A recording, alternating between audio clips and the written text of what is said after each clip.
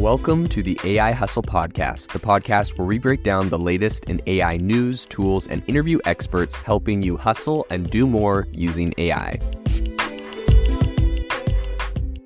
If you've been following the podcast for a while, you'll know that over the last 6 months, I've been working on a stealth AI startup.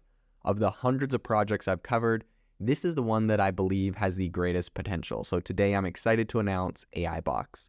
AIBox is a no-code AI app building platform paired with the App Store for AI that lets you monetize your AI tools. The platform lets you build apps by linking together AI models like ChatGPT, Midjourney, and 11 Labs. Eventually will integrate with software like Gmail, Trello, and Salesforce, so you can use AI to automate every function in your organization. To get notified when we launch and be one of the first to build on the platform, you can join the waitlist at aibox.ai. The link is in the show notes. We are currently raising a seed round of funding. If you're an investor that is focused on disruptive tech, I'd love to tell you more about the platform. You can reach out to me at jaden@aibox.ai. I'll leave that email in the show notes. Since the launch of ChatGPT, almost immediately, one of the biggest concerns people raised is that kids were no longer going to write essays and everyone was just going to use ChatGPT to cheat and to write all of their schoolwork for them. So this spurred places like New York banning ChatGPT in school, and then other places saying that it was unequitable to ban ChatGPT in school because kids that couldn't afford laptops or other devices wouldn't have access to it other places, which, just created a whole bunch of different debates around the topic. Some teachers and companies were inventing ChatGPT detection software, and students were getting around it by using things like Quillbot to rephrase stuff that ChatGPT wrote. There's been a whole thing, but recently ChatGPT, it has been announced that is allowed in international baccalaureate essays. So school kids are allowed to quote from content created by ChatGPT in their essays, the International Baccalaureate has said. So the IB, which offers an alternative qualification to A-levels and higher, said that students, and this is in the UK, also this is all coming from an article by The Guardian, but in any case, the IB said that students could use ChatGPT, but they had to be clear when they were quoting its responses.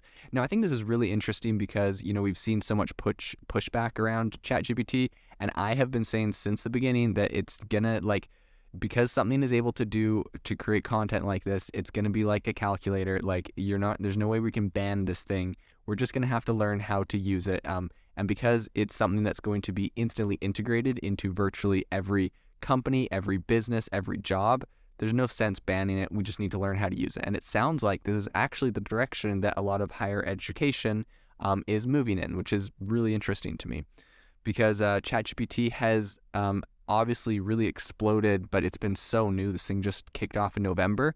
And so while the prospect of ChatGPT-based cheating has alarmed a lot of teachers and academic professionals, I think that this is a step in the right direction because really this still is a very incredible opportunity. So while talking to the Times, Glanville, who I think works at the IB, said that the clear line between using ChatGPT and providing original work is exactly the same as using ideas taken from other people on the internet. As with any quote or material adapted from another source, it must be cited in the body of the text and appropriately referenced in the bibliography. So the IB has been taken by thousands of children every single year in the UK, and it's taken by more than 120 schools. So it's obviously something very big. This is a pretty big precedent. And Glanville said that essay writing would function less prominently in the qualification process in the future because of the rise of chatbot technology. It's actually really interesting what he said. When he's asked about this, he said that essay writing is, however, being profoundly challenged by the rise of new technology, and there's no doubt that it will have much less prominence in the future. Man, I bet English teachers absolutely hate hearing that. He added that when AI can essentially write an essay at the touch of a button, we need our pupils to master different skills, such as understanding of its essays in any good, understanding if its essays are any good or if it is missing context, if it has been used, if it's used biased data, or if it is lacking in creativity. These will be far more important skills than writing an essay, so the assessment tasks we set will need to reflect this.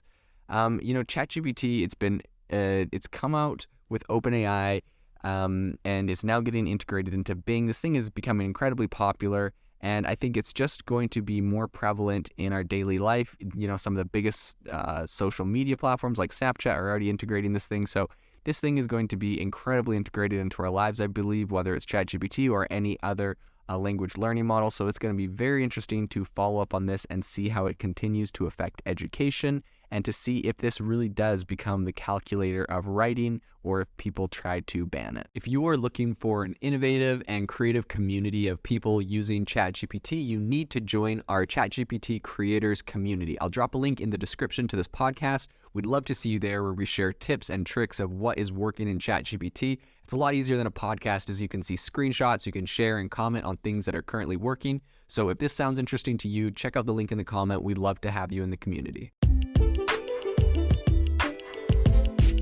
Thanks for tuning in to the AI Hustle podcast. If you could do us a massive favor, we would really, really appreciate it if you could leave us a review wherever you get your podcasts. This helps people find the podcast. It helps people know this is a good place to go. And we would really, really appreciate it, as it helps us continue to bring on incredible guests and share incredible content for you to listen to.